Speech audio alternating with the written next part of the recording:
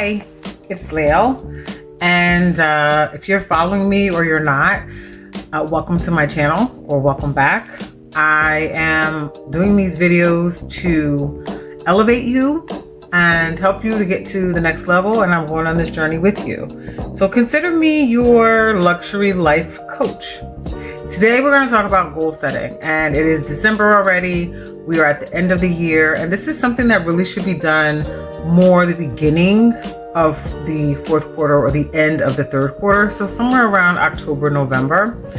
So I will say to you that there are a few different things you can do for goal setting.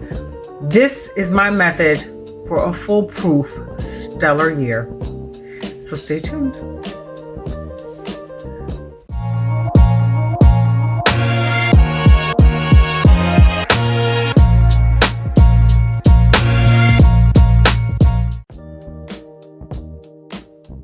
Hey, so I recorded the video and then I was editing it and realized I did not actually put step 1 in. So I am going to do that here and then we will continue on with the rest of the video. So as you can see, this is actually the this is one of what the workbook will similarly look like.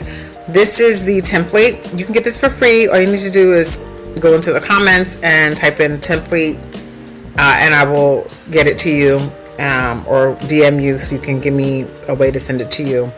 But the template is meant to make it a little bit easier for you if you just want to have an idea of what you're going to be doing, and or if you want to use it for yourself to be able to go through and create your own template, or just use it as a place to like have as a guide for you taking it.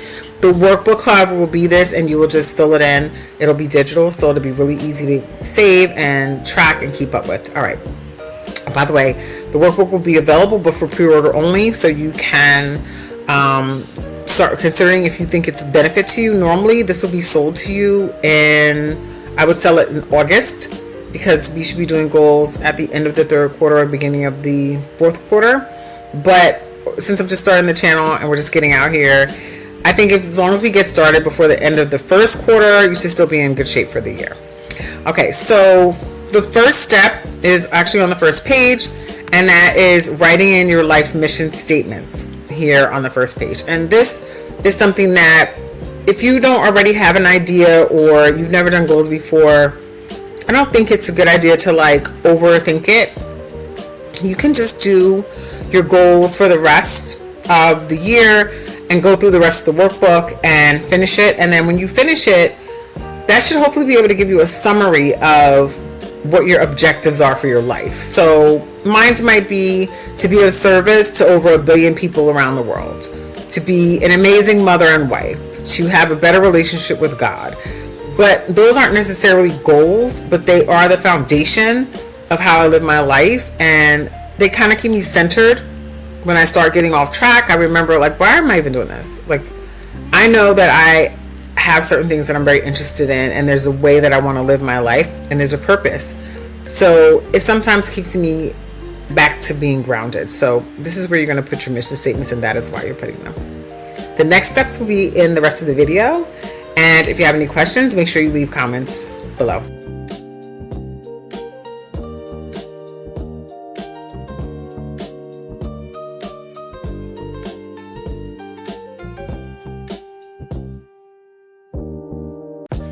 Okay, so step 2 is going to be what I like to call the rim of life. The rim of life is going to be the areas in your life that matter to you most. And I'm going to give you a list of those areas. And I am also going to offer you a free template for the goal setting workbook. And you can just use that as an example, and you can do your own template, or you can do something on Excel or Google Docs. But if you want the full version of the goal setting, you can also just go into the comments and say full version. If you type in full version, then I will send you the link to purchase the full version of the goal setting workbook. And essentially It is a digital workbook, so you can do everything online. You don't have to print it out unless you want to. So in this, there is going to be a circle, and the circle is going to have triangles cut into it, like a pie chart. So that's why we're calling it the REM, because it's meant to allocate a certain percentage to each area of your life. Please write these down. The first area you can write is finances. Then you can write entrepreneurship/career. You can write personal growth or /spirituality. If you feel like I am lumping two things together that you would like separate, you can separate them. They do not have to be personal growth and spirituality. It can literally be two separate things. For me, in my life missions, they kind of go hand in hand. The next one you're going to write is social life/relationships. Again, you can write these separately or you can put them together. For me, my social life is connected very closely to the relationships that I have. The next one you're going to write is romance and/or love life, which is definitely one thing. Then you're going to write health, mental health, and then you can write physical health. You can just put health as one thing and then put things for mental and physical health in there as different goals. For all intents and purposes, depending on what level you want to be in those areas will determine if you should have them lumped together or completely separate. Physical health and mental health are both very important. They're also two completely different things. You're going to put family, which could be linked to relationships, but in my world, family is extremely important, so it needed its own category. If you feel like, maybe you don't really have much of a family, or your family isn't as much of a priority, they mean something to you, but not enough to make them their own category, you can just lump family in with relationships, and you can have social life separately. And then that way you'll have all encompassing of all types of relationships. The last one is going to be a bonus, a freebie. This is where you can write whatever category you want. So for example, if you are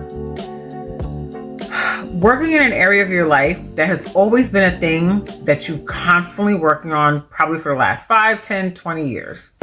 For me, it's attitude. So how I respond to people, how I react to things. This is something that I've always been working on. It's been a part of who I've been since I was a child. And so it is something that I'm always looking for tips, tricks, tools, and techniques to be better at. Now write those things in the chart. And once you do, this is going to be the hard and easy part. If this is your first time doing goals, right now, I don't want you to overthink this. I want you to just write it in to the chart. You're going to write the percentage that you're at in each area.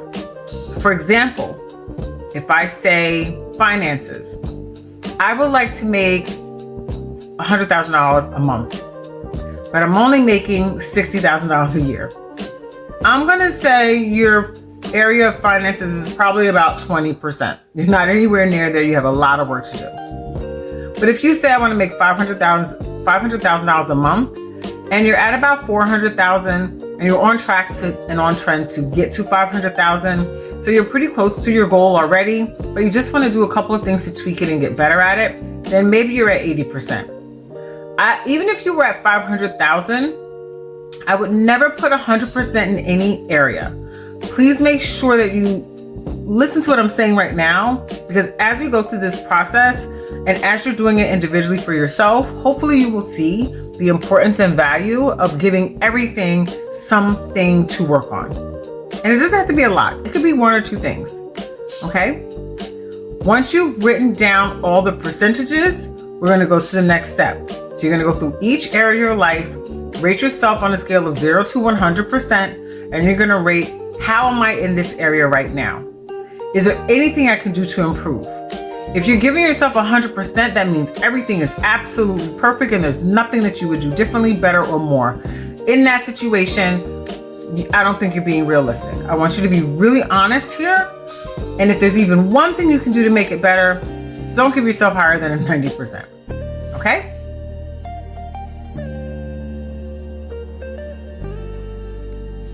Now for the next step. You've written out your mission statements, you've written out the areas of your life, you've given them each percentage. Now you're gonna make a list. On the workbook, you're gonna see where it says focuses based on importance. So the focus that you're basing it on is gonna be the percentage that you gave it. So for example, if you put 20% was your lowest number, 90% was your highest number, whatever is at 20% is gonna go on the top of your list. This is very important that you write it in the order of what needs to be worked on first. This is the thing that has the lowest number for you. And if two things have the same number, base it on whatever is more important to you, or whatever area, or if it connects to what you really want to focus on the most. That's the order you write it in. You're gonna make that list and you're gonna come back and we're gonna go to the next step.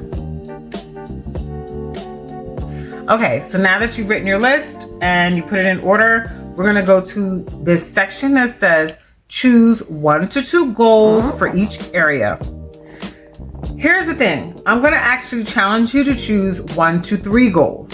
If this is your first time doing goal setting, doing one goal might be a big deal, but if it's something that's at the top of your list, I would say you have at least 2 to 3 things that you're gonna focus on in that area to make it better. If it's a 90% or better, or really something you're strong in and not really a main focus for you right now, then I would say 1 goal should be enough. So in this situation, you're gonna start with the top thing. For me, it was finances. And then you're gonna give yourself 2 main goals in that area. If we use the $500,000 monthly goal as an example, you're gonna write that in your first box. You're gonna put earn $500,000 or receive or get $500,000 monthly as monthly income.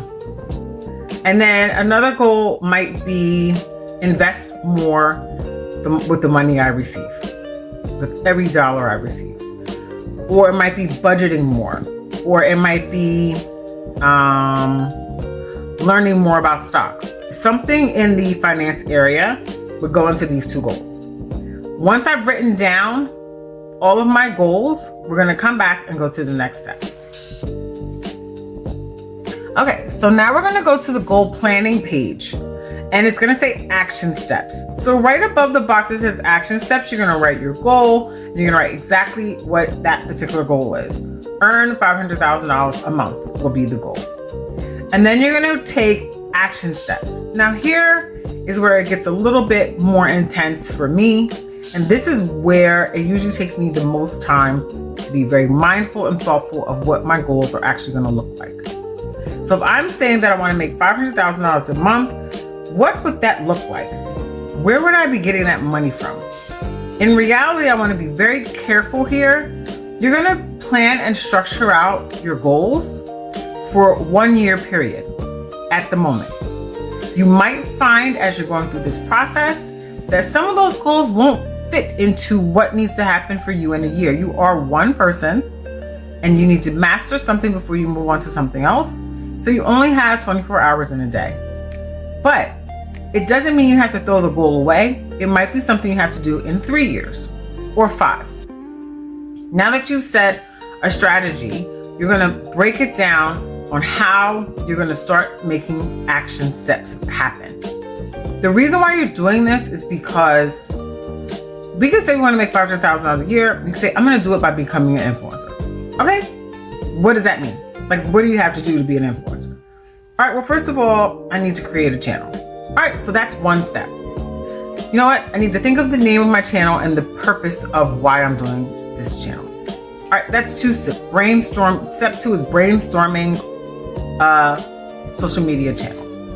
And then you're going to make sure you have a phone that works and can record. You're going to either script or do research on how you set up videos.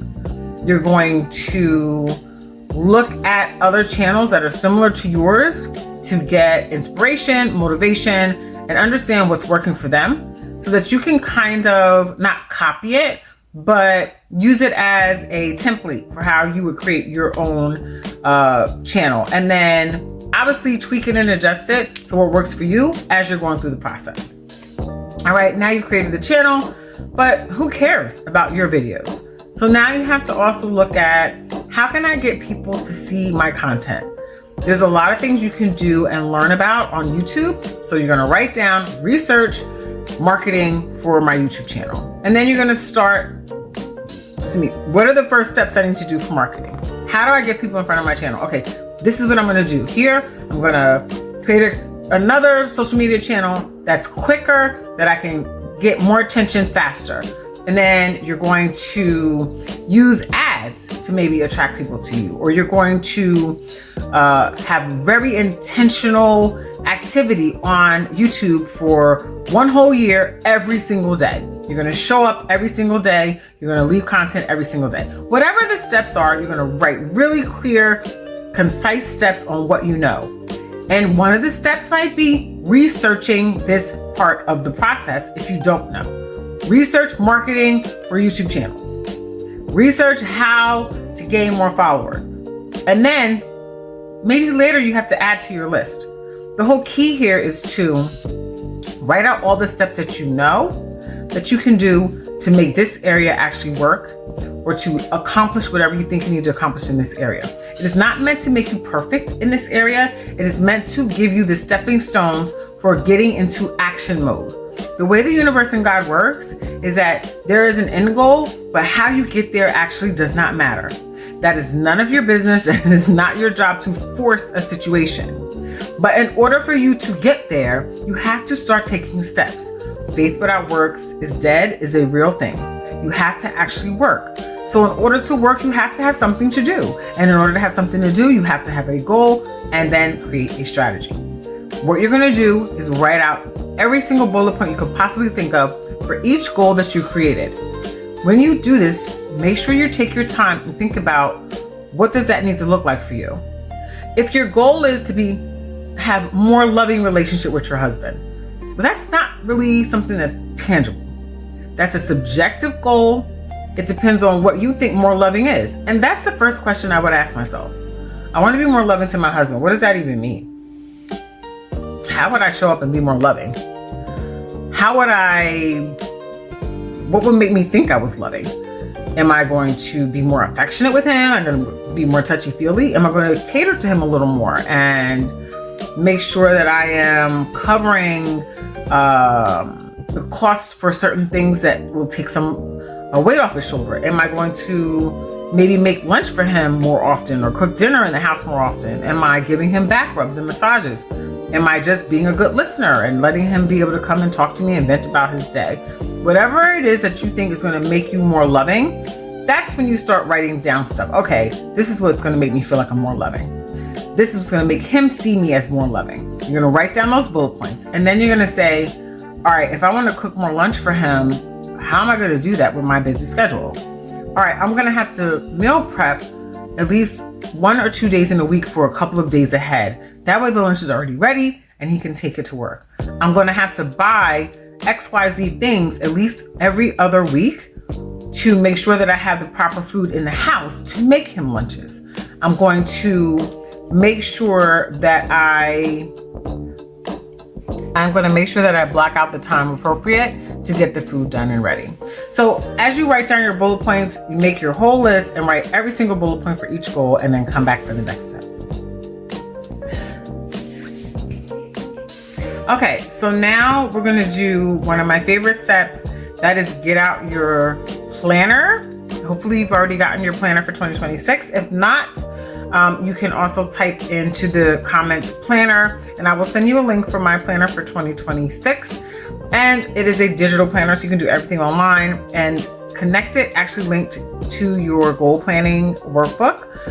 If not, and you want to buy, I can make suggestions for you, but there are really great planners out there. Make the investment. You're going to probably end up spending somewhere around $30 to $40 for this planner. Trust me, it's worth it. If you can get the digital version, that's even better, so that you can keep track of everything you're doing and connect it to your calendar on your phone for alerts and notifications. Now, in the workbook, there is a section that says start date, and you are going to put the approximately date that you are going to do each goal. As an extra step, a bonus step that you don't have to do, but you can do, you're going to sit down and take all of your goals and start all of your bullet points. This is a little time consuming. You're going to write down each month. You're going to have, there's a section in the workbook that has each month with space under it. You're going to write each goal in each month. So you would say January, and you would write each and every thing that you plan on doing in January. And you would do this for the whole year. And then you would take inventory and say, wow, I'm doing a lot of stuff in January and February. I was doing anything in September or October. I was doing anything in April. Maybe I should spread this out a little bit. Keep in mind though, by the time you get to September, we're already mentally going to start working on the next year. So if you haven't accomplished most of these goals by then, we're probably going to have to put them in the goals for next year. So you do want to get as much done as possible before October. But you don't want to do everything in the same month. So this is where you're going to spread it out. You're going to make it make sense. What do I need to do first? What can wait a little bit? What is going to have to wait because I have to do something else before that? And you're going to put it in here. And then you're going to take that information and you are going to add it into the planner. We're also selling a 1 year, 3-year, and 5-year planner. And these are all digital and pre-order. So they'll be available for February 1st. You can start pre-ordering February 1st. But we're really getting this in before the end of the first quarter. Next year, they'll be available before the end of the third quarter. So if you have any questions, put them in the comments. Bye.